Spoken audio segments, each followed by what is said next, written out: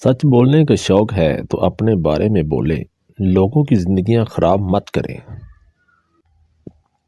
ایسا دروازہ بنیں جس سے خیر داخل ہو، اگر ایسا نہیں کر سکتے تو وہ کھڑکی بنیں جس سے روشنی گزرے۔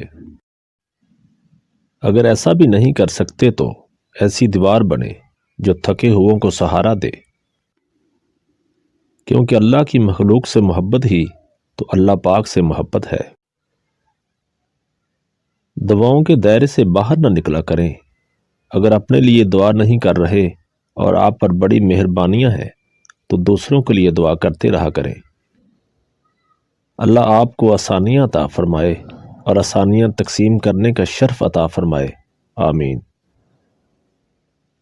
اچھی بات تو سب کو اچھی لگتی ہے، لیکن جب تمہیں کسی کی بری بات بھی بری نہ لگے تو سمجھ لینا تمہیں اس سے محبت ہے۔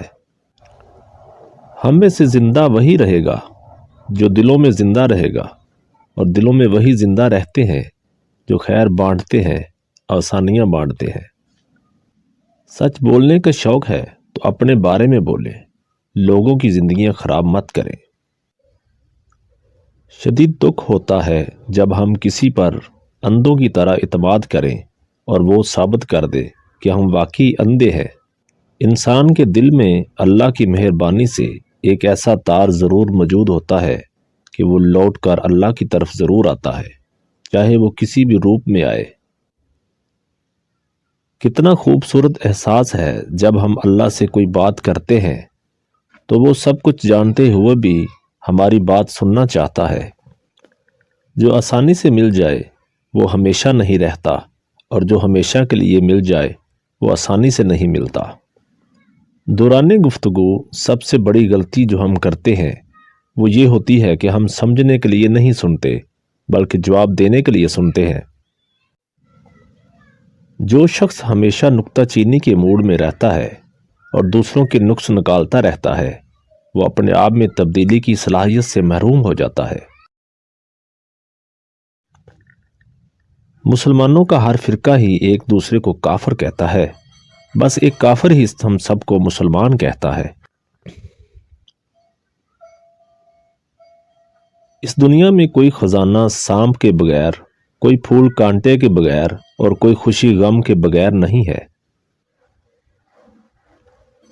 جو ذہن اپنی لذتوں کا غلام ہو اور جو روح اپنے خواہشوں کی قیدی ہوتی ہے وہ ایک بنجر زمین کی مانند ہے۔ جب آپ اپنی خوشیوں کا گلا گھونٹ کر پریشان حالوں کی مدد کرتے ہیں تو خوشی خود بخود آپ کی طرف سفر کرتی ہے۔ زندگی آخرکار رلا دیتی ہے، پھر چاہے ہم اپنے ماں باپ کے کتنے ہی لاڈلے کیوں نہ ہوں۔ اللہ کی آواز سننے کی پریکٹس کرنی چاہیے۔ جو شخص اللہ کی آواز سننے کے ساتھ اپنا دل ملا لیتا ہے اسے کسی اور سہارے کی ضرورت نہیں رہتی۔ وہ دین کسی کو کیا نقصان پہنچائے گا جس میں راستے سے پتھر ہٹانے پر بھی ثواب ملتا ہو۔ زندگی کبھی کبھی ایسی ٹھوکر مارتی ہے کہ انسان سیدھا سجدے میں جا کر گرتا ہے۔ ضروری نہیں ہر کوئی آپ کو سمجھ پائے، ترازو صرف وزن بتا سکتا ہے، معیار نہیں۔ ویڈیو پسند آنے کی صورت میں کمنٹس میں اپنی رائے کا اظہار ضرور کریں۔ ویڈیو دیکھنے کا بہت بہت شکریہ۔ السلام علیکم۔